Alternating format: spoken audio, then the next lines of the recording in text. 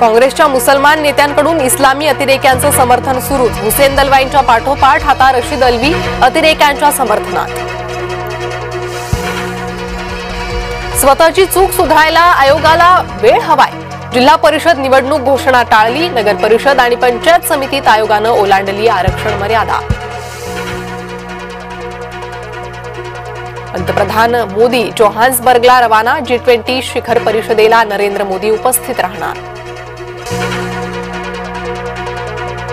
स्मृती दिनानिमित्तानं संयुक्त महाराष्ट्र लढ्यातील हुतात्म्यांना अभिवादन। मुख्यमंत्री फडणवीस आणि उपमुख्यमंत्री शिंदे यांच्याकडून हुतात्म्यांना अभिवादन। संयुक्त महाराष्ट्र लढ्यातील हुतात्म्यांना अभिवादन करायला अजित पवार अनुपस्थित।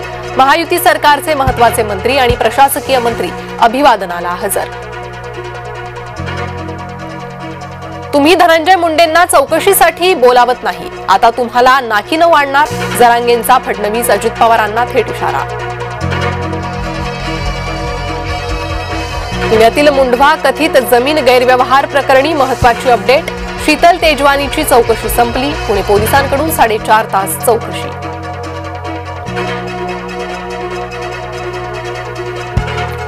उद्धव ठाकरेंचा भाजपावर घणाघात। पालघर साधू हत्याकांडातील आरोपीला प्रवेश का दिला? तुम्ही मैत्रीची ऊब बघितली, आता मशालीची धग सोसा।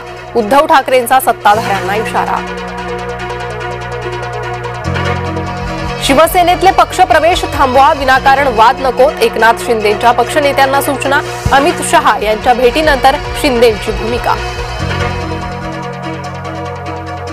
वर्ध्यात अल्पवयीन मुलीवर सामूहिक अत्याचार। अत्याचारानंतर पीडितेला बदनाम करण्याची धमकी। 7 जणांवर गुन्हा, 4 आरोपींना ठोकल्या बेड्या।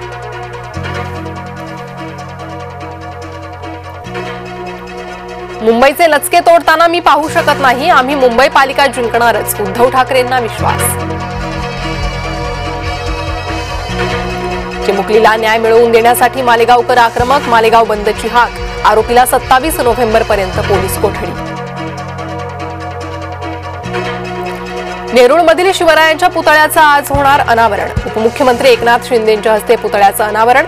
4 दिवसांपूर्वी अमित ठाकरेंनी केलं होतं अनावरण।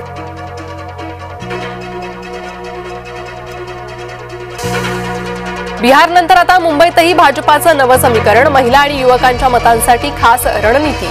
युवकांच्या मतांची भाजप युवा मोर्चाकडे विशेष जबाबदारी। चिखलदराच्या नगरसेवकपदी फडणवीसांचा मामेभाऊ अल्हाद कलोती बिनविरोध। मुख्यमंत्र्यांकडून रवी राणांचं फोनवरून अभिनंदन। अल्हाद कलोती यांच्या विजयामागचे रणनीतिकार रवी राणा। न्यायालयीन कोठडीत असलेल्या विशाल काकडेला राष्ट्रवादीकडून उमेदवारी। विशालनं पत्नीला पेट्रोल टाकून जिवंत जाळण्याचा प्रयत्न केला होता।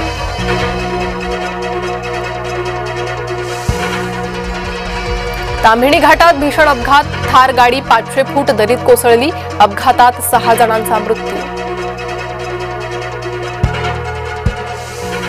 अमरावतीत भरधाव 4 चाकीनं 4 जणांना उडवलं। अपघातानंतर संतप्त जमावाकडून 4 चाकीची तोडफोड। कार चालक युवतीला नागरिकांचा चोप। सांगलीच्या शौर्य पाटीलनं आत्महत्येपूर्वी लिहिली भावनिक चिठ्ठी। मला माफ करा, पण मला शाळेत खूप त्रास दिल्यानं मी हे पाऊल उचलतोय। कल्याण ते ठाणे लोकलमध्ये मराठी हिंदी वाद जीवावर। मराठी असूनही हिंदीत बोलल्यानं मारहाण। तणावातून विद्यार्थ्यानं केली आत्महत्या असा आरोप। गोंदियात नवजात बाळाला आईनंच दिलं वैनगंगा नदीत फेकून। नोकरीत बाळ अडसर ठरल्यानं टोकाचं पाऊल। खोट्या अपहरणाची केली होती तक्रार। तारेच्या कुंपणात अडकलेल्या बिबट्याला जीवदान। वन विभागानं केली बिबट्याची सुटका। यवतमाळमधील बोरगाव परिसरातील घटना। लुधियानामध्ये एन्काउंटर। 2 अतिरेकी गंभीर जखमी। बब्बर खालसा संघटनेचे 2 अतिरेकी जखमी। 2 ग्रेनेड, 5 पिस्तुलं, 50 गोळ्या जप्त। बिहारच्या जनतेनं मतचोरीचा मुद्दा नाकारला। एनडीएला ऐतिहासिक विजय मिळाला। भाजप खासदार तेजस्वी सूर्या यांचं वक्तव्य। संभाजीनगरमध्ये ऑनलाईन गेमिंगचा अवैध अड्डा उद्ध्वस्त। 6 आरोपींना अटक। 52 बँक खाती गोठवली।